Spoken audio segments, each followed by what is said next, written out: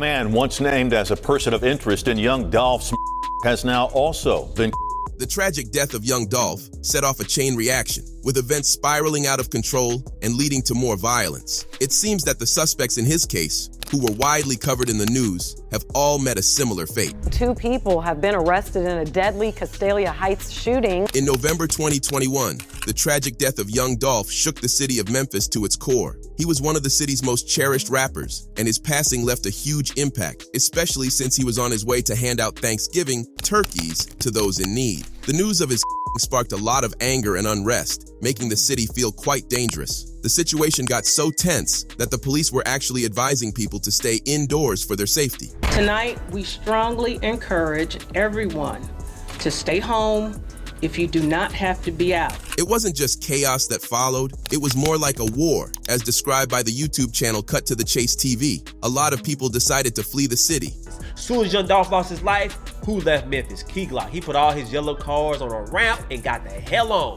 When Big Nooski lost his life, what did Moneybagg Yo do? Got the hell out of Memphis. He's like, man, this is too much. I don't want to get caught in the crossfire because now I know it's war. It's going to be casualties on both sides, and I'm not trying to be in the mix-up. And young Dolph's tragic death really set things off. When the news broke that Dolph had been there was a lot of uncertainty about who was involved, but it didn't take long for the police to find some people connected to the incident. 2 new men have been named persons of interest in the young Dolph case. The first is Devin Burns. Burns has an active warrant out for aggravated assault and theft, which are unrelated to this case. The other man is Joshua Taylor. Memphis police are looking for both of these men and offering a $2,000 reward for each arrest. In this case, there was a bit of a distinction between the men involved. Some were directly charged with the others were considered accessories, and a few were just listed as persons of interest. But that wasn't all. Someone else made it onto the list, and they think this person was the mastermind behind the whole plot. Hernandez Govan made his first appearance in South Haven Court this morning. He's the same man who's accused of being the mastermind behind the shooting death of rapper Young Dolph. So basically, once they caught one person, it was like a chain reaction. One person led to another, and soon enough, it was like a domino effect of uncovering all the culprits involved. The names were all over the news, and while I mentioned Govan as the mastermind, that was based on what the reports were saying at the time. But something strange has happened since then. Govan has been granted a bond and is allowed to stay on house arrest with the approval of Young Dolph's family. Meanwhile, Justin Johnson and Cornelius Smith remain in jail. So why is someone who was accused of first-degree being allowed to stay at home? This has led people to think that maybe Govan wasn't as crucial to Young Dolph's death as we first thought. In the aftermath of Young Dolph's death, people looking for revenge didn't go after the main suspect right away. Instead, they targeted someone else first. We've been told by Memphis police that a high-profile gang member was in a shooting in Orange Mound this afternoon. This is according to family members who tell us Joshua Taylor was named a person of interest in the Young Dolph case back in February of 2022. The scene was pretty intense. Officers say the shooting happened at Spotswood Avenue near Bunton Street. Police received a call about a body found around 1 p.m. this afternoon. A short time later, Police Chief C.J. Davis made the scene. Neighbors telling us they think the victim was actually shot last night. Police are telling us the investigation is still ongoing. We'll keep you posted. Sure, it might just be a coincidence, but even the news outlets are drawing a pretty clear link between the of Young Dolph and Joshua Taylor. In November 2021, Dolph was outside a South Memphis cookie store. 3 months later, MPD called Taylor and another man persons of interest. Taylor was reportedly questioned but never charged. Those close to the case tell us Taylor is part of a group, the same group linked to the suspects charged in connection with Dolph's. It made the locals feel like this wasn't the end and that there was definitely more to come. So, some YouTubers have been speculating that the of Young Dolph was connected to a Memphis gang called True La. We'll dive into this in more detail later, but just remember, King Act 47 suggests that Dolph's death wasn't the work of random shooters, but rather a coordinated effort by a sophisticated organization. About to start dying and going to jail real soon. Ain't nobody want to believe me, bro. All this is tied to Dolph. All this, bro. All this is trickle-down effect. Here's a key point. Joshua Taylor wasn't just another gang member. He was actually the leader. Teezy ain't just no gang member. Teezy was the head of True. With the hit on Young Dolph, making headlines. It all came down to the leader of the gang. That means if anybody that's in Trula got anything to do with Young Dolph's death, Justin Johnson. Teasy at the end of the day gives the okay. At first, folks were scratching their heads, wondering why Teasy was the one who got attacked instead of the actual shooters. The straightforward explanation is that the shooters were just following orders. And there's another puzzling death we need to talk about. This one involving a rapper known as Big Nusky. He was apparently friends with Justin Johnson, and as we dig deeper, you'll see he's tied to some pretty intriguing connections. Big Nusky is the same that was all in pictures with Justin Johnson, Young Dolph's alleged.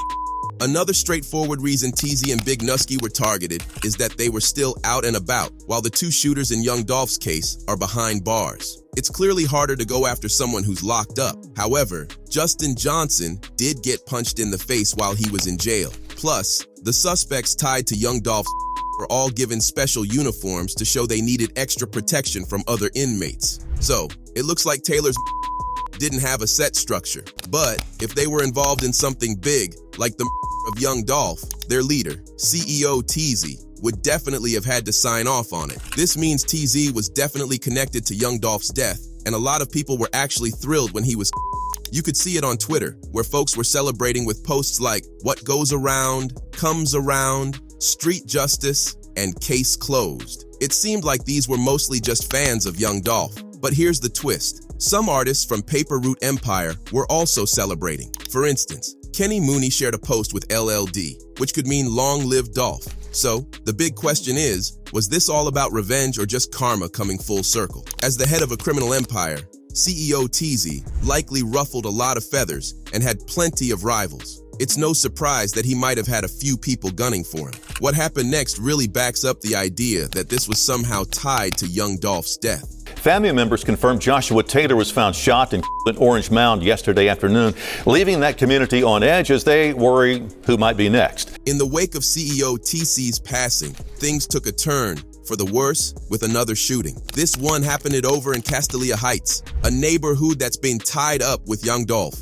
It's pretty clear this wasn't just a random act. It looks like Double R, the group out for revenge for Dolph, was behind it. If you've heard Dolph's track Get Paid, he even raps about Double R showing up right at his front yard. Double R was close with Dolph and, by extension, with his label Paper Route Empire, which mostly features Memphis artists. According to King Ack 47, this shooting went down in Dolph's old neighborhood, right in Double R's turf. The shooting was so intense that it sadly ended up taking the life of an innocent neighbor. Another mysterious incident involved the heartbreaking death of Lotta Cash Desto, a rising rapper from Houston in 2009. She was reportedly the daughter of Hernandez Govan. The details about who was responsible remain unclear, and we'd need a lot more evidence to link this to the ongoing beef between Trello and Double R. That said, Govan did post a response to his daughter's death saying, "I think I cursed you, Destiny, with my lifestyle. I'm so sorry, baby." It's also worth noting that Double R and True were once part of the same gang that split up. All right, let's dive into the gang connections of the suspects in Young Dolph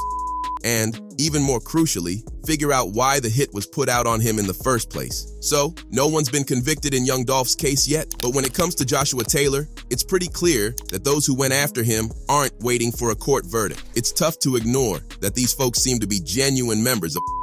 And by the way, Chase TV found an intriguing photo. And now everybody talking about this Miami trip. CEO TZ, Straight Drop, Shondell Barnett, Hernandez Govan, they all was in Miami partnering, planning the Young Dolph hit with Black Youngster, allegedly. Straight Drop is the rap name of Justin Johnson, one of the suspects in the shooting case. In this clip, Johnson is seen wearing a Paper Route Empire chain. While Straight Drop was never officially signed to Young Dolph, it's clear that as a rising rapper in Memphis, he knew who Dolph was. Some argue that Johnson wasn't just wearing the chain as a fan. There's another unsettling image where Young Dolph is performing at a club, and Johnson can be spotted in the background. It's eerie to think about how many times Dolph might have crossed paths with someone who would later become a threat. And as for Trella members, Cut to the Chase TV found photos of them sporting similar chains. And you remember that pre-chain you seen Straight Drop always posing with, always mocking Young Dolph camp? JoJo Splat does that as well. Would you like to see photos of him with the pre-chain? Let's get to it. Boom. Look at JoJo Splat. Got the same weapon that the shooter had the Young Dolph in one hand. Usually, if you spot someone rocking a Dai unit or Wu-Tang chain, you'd think they're a big fan of their music. But with Curry chains, it's actually the complete opposite every time. So, a crucial piece of evidence in the Young Dolph is a stolen white Mercedes. Remember how I mentioned before that this is a highly organized criminal group? Well, one of their major operations is carjacking. These cars are perfect for handling tasks and getting things accomplished. Young Dolph JoJo Splat and straight drop fingerprints has allegedly been found on the getaway car, which is the white Mercedes-Benz. When Young Dolph was shot that day, the attackers were driving a stolen white Mercedes. This same car was linked to another shooting in Covington, which is about 40 miles from Memphis. Later on, the Mercedes was found in the Orange Mound area of Memphis, parked outside an old abandoned house. We just learned that Covington police believe a deadly shooting there last week may be related to the shooting of Young Dolph. Covington Police Chief L.D. Lindsay just confirmed that his department believes this white Mercedes involved in Young Dolph's shooting may also be involved in a shooting on South College Street and West Church Avenue. So, it turns out this car has a link to Justin Johnson, and that the neighborhood it was parked in is linked up with Hernandez Govan. Now, if you remember Orange Mound from earlier in the video, it's the same place where CEO Teasy was. Now that we've pinned down Trella as the suspects in Young Dolph's, let's dive into why they had issues with him. Crazy as it sounds, Trella Mafia and Young Dolph actually got along at one point. Dolph even teamed up with rapper J Money Trella for a track. So, here's the deal. J Money Trella was tragically back in 2016, and his brother, D Money, was also a victim. The suspected, a guy named Uncle Danny, who was actually signed to Paper Route Empire. The only real evidence linking Uncle Danny to the case is this odd Facebook exchange that happened after Young Dolph's death. Someone messaged J Money's mom saying J Money would have been devastated over Dolph's death. Her response was pretty blunt. She said J Money didn't cry over Dolph or D Money. In fact, he actually signed D Money's. For Young Dolph, this deal was all about business. He saw potential in a new artist who he believed would be a solid investment. Plus, Dolph had already relocated to Atlanta, so dealing with street issues back in Memphis wasn't really on his radar. On the other hand, for Trello, this felt like a straight-up betrayal. And in the world of gangs, betrayal usually leads to retaliation. Another crucial player in the mix is Key Glock. He was signed to Paper Route Empire and was often seen as Young Dolph's protege. They even teamed up for a series of albums called Dumb and Dumber. After Young Dolph's death, it came out that Key Glock was connected to some individuals linked to his mentor's passing. Dolph and Glock are technically family since they're cousins through marriage. But it looks like Glock was also friends with CEO Teasy. This could be pretty damning information, but there might be a more innocent explanation. Remember, Trello Mafia and Double R were originally the same gang before splitting into two separate groups. When that happened, everyone had to choose a side, which meant leaving some old friends behind based on their choices. Key Glock, who was starting to make a name for himself as a rapper around that time, might have tried to maintain friendships that weren't the best idea to keep. The idea that Key Glock might be involved in the just doesn't add up for a couple of reasons. First off, Young Dolph was his cousin. Why would anyone harm a family member? It doesn't make sense. And on top of that, Dolph was a huge support for Key Glock's career, helping him out and bringing in lots of money. So, from both an emotional and logical standpoint, the connections between Key Glock and the suspects in Young Dolph's don't really fit. That said, there's still some stuff he needs to clear up. But for Cut to the Chase TV, one of the reasons behind Young Dolph's might have been to cut off the money supply to Uncle Danny or Key Glock. By taking out Dolph, it's like cutting off their main source of income. When news broke about Young Dolph's, a lot of folks immediately started pointing fingers at one person in particular. You see, Young Dolph had a long-standing and intense feud with another Memphis rapper. So, when he was people quickly assumed that this rapper might have been involved. I'm talking about Yo Gotti, of course. In this video, I'm going to lay out all the facts for you, and then you can decide for yourself if there's any connection. In another world, Young Dolph and Yo Gotti might have been the best of friends, but things didn't pan out that way. Their beef started when Young Dolph was on the rise in Memphis, and Yo Gotti tried to sign him to his label. Dolph, known for his strong independent streak, was determined to stay on his own path. Gotti took this as a slight, and that's when tensions started brewing. Dolph once tweeted that Gotti went from being his biggest fan and wanting to sign him to becoming his biggest hater. The feud escalated when Young Dolph released his album titled King of Memphis, a title Yo Gotti had often claimed for himself. It seemed like Dolph was challenging Gotti's status. though Dolph later clarified he meant a king of Memphis, not the king. It's a subtle but important difference that added more fuel to their rivalry. Gotti didn't publicly respond to Dolph, but most of the retaliation seemed to come from his associate, Black Youngsta. Youngsta posted a video with a group carrying a gun while walking around Dolph's neighborhood. In the video, he called Dolph out, saying, "Dolph, you're soft. If you've got a problem, say you've got a problem. And you're not even the king of Memphis." Dolph fired back on Instagram, saying, "First of all, everyone knows it's you, Gotti, sending your artist out to say and do this lame stuff. Are you still upset because I never signed with you? Or are you still in your feelings because you fell out with Gucci Mane and got mad at me for sticking with him?" In February 2017, there were two separate attempts on young Dolph's life, both of which were rumored to involve Gotti and Black Youngsta. The first incident took place when Dolph was in North Carolina, and someone opened fire on the Jeep he was driving. The vehicle was hit about 100 times, but Dolph survived thanks to the Jeep's bulletproof glass. He even responded by dropping a track called 100 Shots, mocking his attackers. The police later discovered that the van used in the shooting was rented by Black Youngsta. He was initially charged, but the charges were dropped after Youngsta claimed the vehicle had been stolen. However, it seemed like more than just a coincidence that Black Youngsta happened to be in North Carolina at the same time as Dolph and had a car tied to the shooting. And then, another curious coincidence occurred later that year in September. Top story tonight, bullets fly near the Hollywood Walk of Fame. Tourists ducking and a rap artist was hit and seriously injured. Tonight, police say an ugly rivalry may be behind that shooting. Luckily, Dolph made it through another incident, and just like before, one of his rivals was in the same city. This time, the shooting happened outside Lowe's Hollywood Hotel, and guess who was staying there? Yo Gotti. Gotti's friend Corey McClendon ended up getting charged for the shooting. But just like the previous times, the charges were dropped. Once again, no guilty verdicts. It's safe to say Gotti and Black Youngsta have some really good lawyers. So, when Dolph was shot for the third time and sadly didn't make it, it was understandable that people would assume Gotti and his crew were involved. But this time, there was no evidence linking Gotti or Black Youngsta to the incident. Instead, the speculation was that young Dolph's label and the gang he was associated with teamed up with Trilla and their label. It was a classic case of the enemy of my enemy is my friend. In some recent developments, people are starting to connect Trilla and Gotti's label,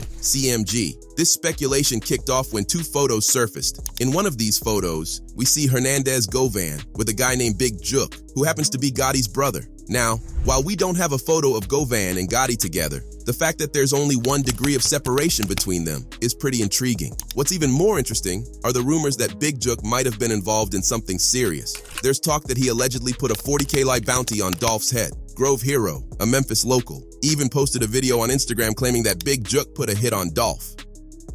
If a told you, hey man, look bro, my Jook put a $40,000 hit on you, bro. Another image has really taken off online. It's from a music video by Black Youngsta. And guess what? Shondell Barnett, who's linked to young Dolph's case, is actually in the video. Now, before we dive deeper, let me remind you that Big Nusky was with a label called Bread Game, which is run by Moneybag Yo, who signed to CMG. It seems like everyone's connected in one way or another. Even if Gotti's involved, it's going to be tough to pin anything directly on him. By the way, Gotti's named after the notorious John Gotti, and it looks like they both have similar tangled situations. John Gotti earned the nickname Teflon Don because just like Teflon on your non-stick pans, nothing seemed to stick to him when it came to charges. The cops had a hard time pinning anything on him. Fast forward to today, and Yo Gotti's kind of in a similar boat. He might not run a crime syndicate or anything, but as a wealthy and successful rapper and entrepreneur, he's got to keep his image spotless. When it comes to Gotti, there's just too much on the line for him to risk going to jail.